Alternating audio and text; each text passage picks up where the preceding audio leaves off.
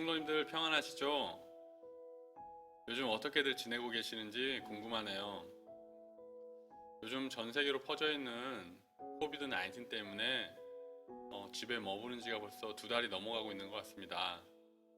조금씩 규제가 풀린다고 하는데 좋아하시는 분도 계실 것이고 더 걱정이 임하시는 분들도 있을 것이라고 생각합니다.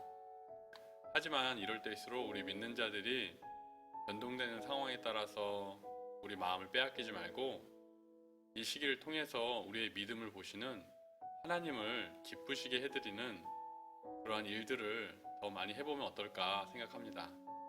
우리 성도님들 모두 전능자의 그늘 아래서 하나님의 그 보호하심이 있기를 기도합니다. 오늘 함께 나눌 내용은 주님은 나의 최고봉 5월 20일자 기분에 굴복하지 마십시오 라는 주제로 누가복음 21장 19절 말씀 묵상을 함께 나누고자 합니다. 너희의 인내로 너희의 영혼을 얻으리라. 이 말씀 구절은 예수님께서 환난 징조에 대해 말씀하실 때 인내함으로 영혼을 얻으리라고 말씀하신 것입니다. 마지막 시대에 살고 있는 우리는 인내함으로 영혼을 얻으리라는 예수님의 말씀을 얼마나 실천하고 살고 있는지 살펴보았으면 합니다. 누가복음 21장 12절에 보면은 예수님의 이름으로 말미암아 박해를 당하고 감옥에 들어가게 된다는 말씀이 나옵니다. 육신적인 박해를 당할 때도 이 말씀을 붙잡고 인내를 해야 할 것입니다. 그러나 그 인내는 어느 날 갑자기 생기는 것이 아니겠죠. 평소에 우리가 얼마나 인내하는 삶을 살아내고 있는지 그러한 훈련이 반복됨으로 인내를 가질 수 있다고 생각합니다. 어쩌다 참는 한 번의 인내함으로 영혼을 얻는 것이 아니라 꾸준하게 인내하는 습관과 훈련으로 영혼을 세워나가는 그리스도인이 되어야 합니다. 한 번은 저희 아이들이 서로 싸우고 있었어요. 그런 모습을 보면서 어떻게 하면은 싸우지 않고 서로 미워하지 않고 사랑하게 할 수 있을까 이렇게 고민을 한 적이 있었어요. 그래서 아이들에게 그 싸움할 때 그 미움을 가져다주는 그 사단의 정체를 아이들에게 말해주고 너희들이 서로 싸우게 되면은 사단의 꼬임에 속아 넘어서 지는 거라고 가르쳐 주었어요. 그러자 아이들이요 사단에게는 절대 지지 않을 것이라면서 서로 조금씩 사랑하려고 노력하고 그리고 서로 미워하는 마음을 안 가지려고 하는 모습들이 보이는 거예요. 그래서 좋았는데 며칠이 아니라 한 몇 시간도 채 안 되어서 또 싸우게 되는 것을 보았습니다.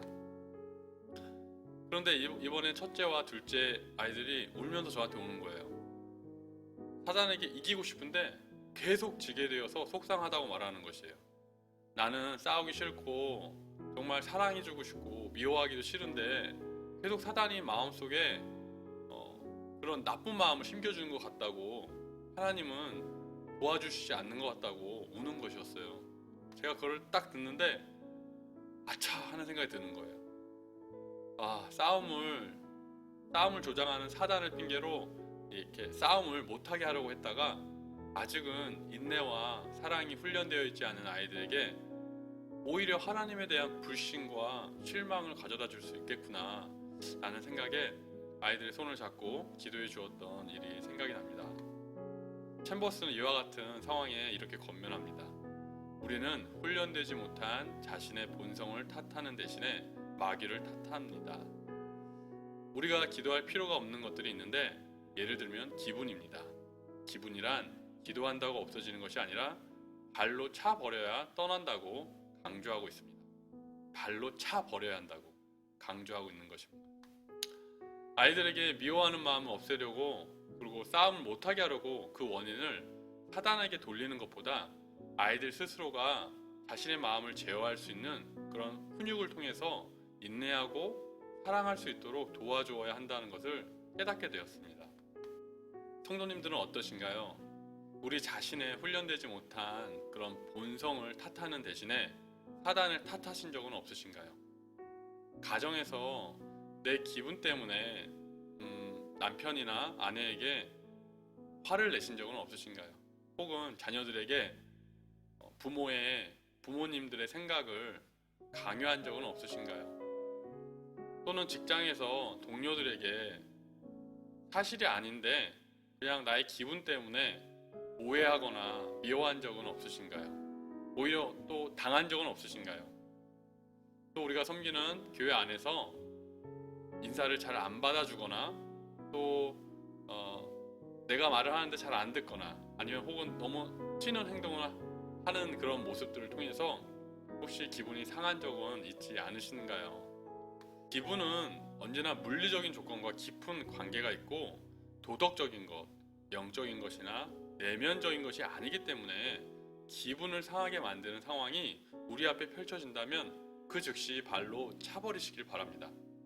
이런 것은 아무런 유익도 없으며 오히려 사단에게 틈을 주는 계기가 되기 때문입니다.